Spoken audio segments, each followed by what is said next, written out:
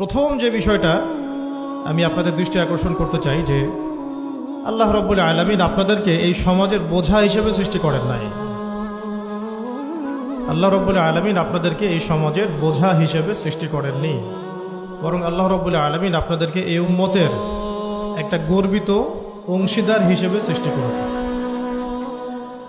আদম আলাইহিস সালাম যখন জান্নাতে ছিলেন তখনও তার কাছে হৃদয়ের মধ্যে কিছুটা শূন্যতা অনুভব হয়েছে, যেটা আল্লাহ রাব্বুল আলামিন হাওয়া আলাইহিস সালামকে দিয়ে পূর্ণ করেছেন এবং তার বুকের পাঁজরের হাড় থেকেই তার স্ত্রীকে আল্লাহ পাক সৃষ্টি করেছেন। এবং উভয়ের প্রতি আল্লাহ পাকের নির্দেশ কিন্তু সমান ছিল। এমন না যে আদম আলাইহিস সালামকে বলা হয়েছে এই গাছের কাছেও যেও না, হাওয়া আলাইহিস সালামকে বলা হয় নাই, ব্যাপারটা কিন্তু এমন নয়, বরং উভয়ের প্রতি সমান আদেশ ছিল। ওয়ালা তাকরাবা হাদিহিশ শাজারা, তাকরাবা শব্দটা দ্বিবচন, তোমরা দুজনের কেউই এই গাছের কাছে যাবে না। অর্থাৎ আল্লাহ পাকের যে আদেশগুলো আসমানি কিতাবের মাধ্যমে আমাদের কাছে এসেছে এগুলো নারী এবং পুরুষের জন্য সমান। ক্ষেত্র বিশেষে কিছু কিছু সূরতে আমলের, চলাফেরার, উসুলের কিছু পার্থক্য আছে, কিন্তু আমভাবে প্রত্যেকটা নসিহত এবং আদেশ কিন্তু নারী পুরুষ সবার জন্য সমান। আমরা যদি চাই যে বাংলাদেশের মাটিতে দিন প্রতিষ্ঠা করতে, তাহলে শুধুমাত্র পুরুষদের ভূমিকা যথেষ্ট না, কোশ্চিনকালও যথেষ্ট না। কারণ প্রত্যেকটা পুরুষই কোনো না কোনো মায়ের সন্তান, কোনো স্ত্রীর স্বামী, কোনো বোনের ভাই অথবা কোনো মেয়ের বাবা। তাহলে যদি শুধু পুরুষবাচক শব্দে আমরা সমাজ সংস্কার করতে যাই, আমরা ব্যর্থ হব। দুঃখের সাথে বলতে হচ্ছে এটা, কিছু কিছু ক্ষেত্রে আমাদের আত্মসমালোচনার দরকার আছে।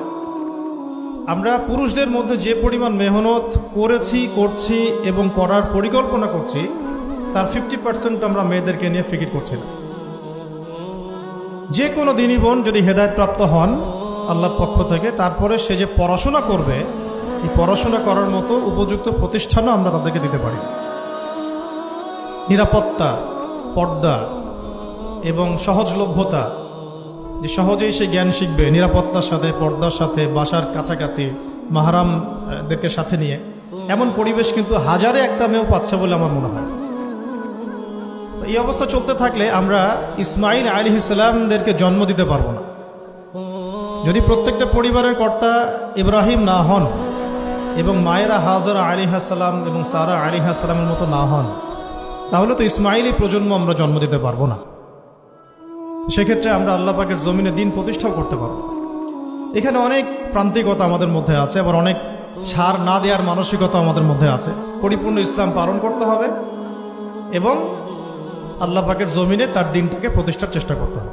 এছাড়া তো আমাদের কোনো কাজ নাই পৃথিবীতে আমাদের কাজটা কি আসলে?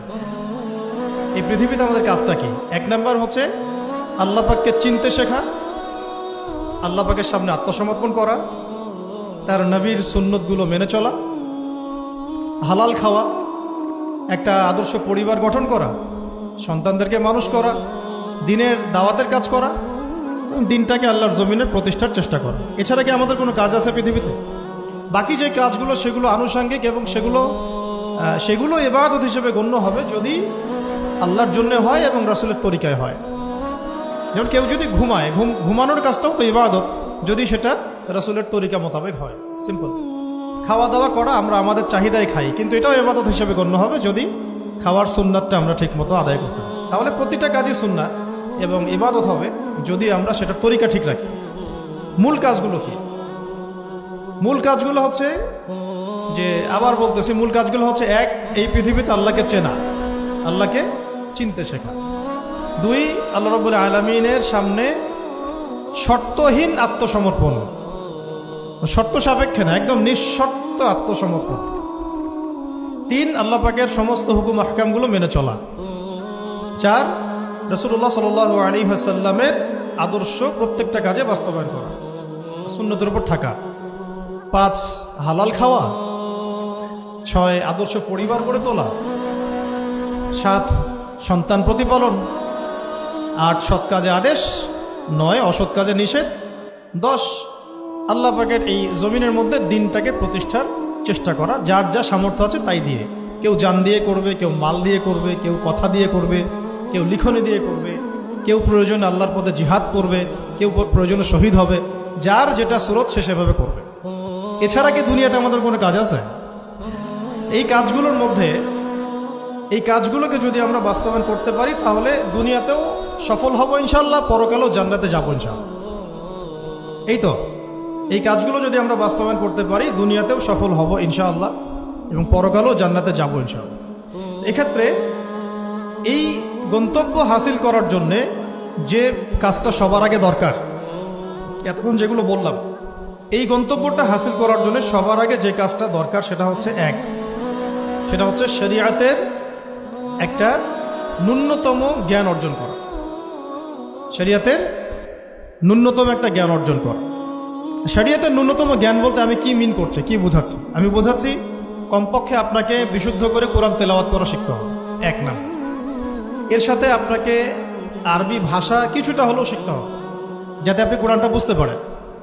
3 নাম্বার হচ্ছে হাদিস শাস্ত্র পড়ার যোগ্যতা আপনাকে অর্জন করতে হবে, মানে হাদিস পড়াশোনা করতে হবে। 4 নাম্বার নবী সাল্লাল্লাহু আলাইহি ওয়াসাল্লামের পবিত্র সিরাত অর্থাৎ জীবনী, এটা আপনাকে পড়তে হবে। মনে থাকবে তো? লিখে নেন। 5 নাম্বার হচ্ছে, 1 নাম্বার কি বলেছিলাম? বিশুদ্ধ কোরআন তিলাওয়াত। তারপরে বলেছি আরবি ভাষা শিক্ষা করা। তারপরে বলেছি হাদিস পাঠ। তারপরে বলেছি সিরাত পাঠ। 5 নাম্বার হচ্ছে আকীদা বিশুদ্ধ করা। আকীদা বিশুদ্ধ করা। আকীদার অনেক কিতাব আছে এবং আকীদার আর অনেক দার্সও আছে, এটা নিয়ে আমরা পরে আলোচনা করব ইনশাআল্লাহ। 6 নাম্বার হচ্ছে আপনার ইসলামের ইতিহাস পড়াশোনা করতে হবে, ইসলামের ইতিহাসটা পড়াশোনা করতে হবে। 7 নাম্বার হচ্ছে ইসলামিক অর্থনীতি পড়াশোনা করতে হবে, ইসলামী অর্থনীতির জ্ঞান রাখতে হবে।